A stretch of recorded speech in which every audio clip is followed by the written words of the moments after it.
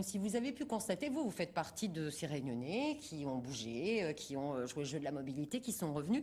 Est-ce que vous avez pu constater une évolution? Est-ce que malgré tout, il n'y a pas plus de cadres locaux aujourd'hui dans les entreprises réunionnaises? Parce qu'effectivement, on a des jeunes de mieux en mieux formés. Pour répondre à votre question, effectivement, la situation est tout à fait paradoxale parce qu'on se rend compte qu'effectivement, le nombre de diplômés réunionnais a augmenté.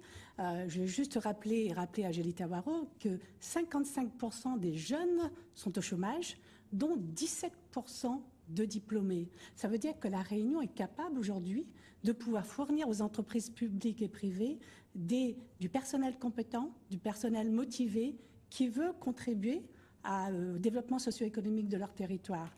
Donc, effectivement, la situation s'est aggravée, puisque qu'est-ce qu'on se rend compte? Que cette mobilité, pas souvent choisie, a été donc encouragée. Souvent, les gens partent et n'ont plus la possibilité de revenir.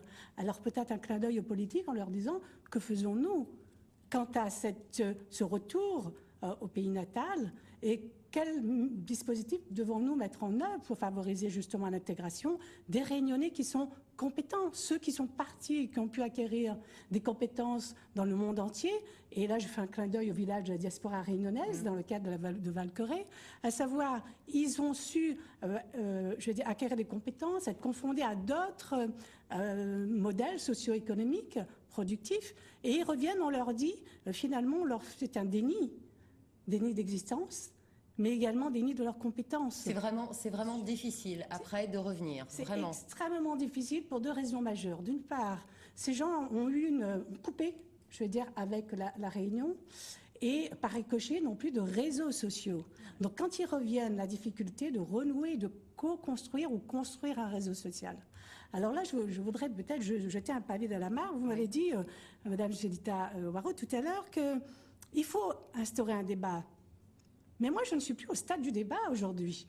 Je crois qu'aujourd'hui, il faut véritablement mettre en place des mesures et des mesures concrètes pour qu'on puisse enfin créer une coalition au niveau du politique, de l'ensemble des politiques, mais également en concertation avec les entreprises privées et publiques.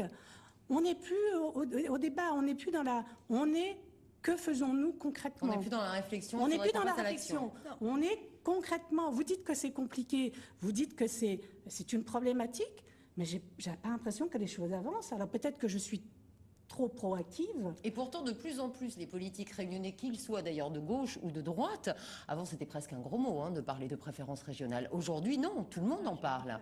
Mais effectivement, concrètement, est-ce que c'est le politique qui peut faire avancer le dossier et comment?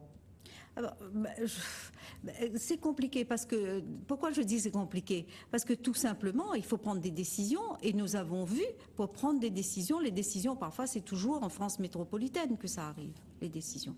Je pense que là, quand je dis débat, lancer le débat, il faut arriver, peut-être profiter les prochaines élections, j'en sais rien, les différentes élections qui arrivent, mais que vraiment, et vous avez raison madame...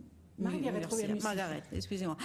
Vous avez raison de dire il faut qu'on arrive, les politiques, à s'entendre. Et je pense que là-dessus, quel que soit le bord politique, mais il faut qu'on arrive à dépasser, mais vous avez entièrement raison, et je suis dans ce sens-là, qu'on arrive à dépasser cela, nos étiquettes politiques, on se dit ce sont les Réunionnais, c'est la Réunion qui en pâtissent, et être une force de proposition là-dedans. Et ensuite, pouvoir les entreprises embaucher. Mais par exemple, quand je prends le secteur public, le secteur public, c'est toujours par commission, c'est en France métropolitaine qui décide de ces embauches, quel que soit le secteur public. Donc je veux dire l'activité publique plutôt. Donc ça reste sur le plan local, je reste persuadée que vous avez des choses à faire. Vous avez dit tout à l'heure qu'il faut se référer au national, mais sur le plan local, il y a forcément des choses concrètes. Prenons par exemple des exemples sur d'autres modèles. Rapidement, parce qu'on arrive au terme de l'émission, puis que Madame Waro ait le temps de répondre.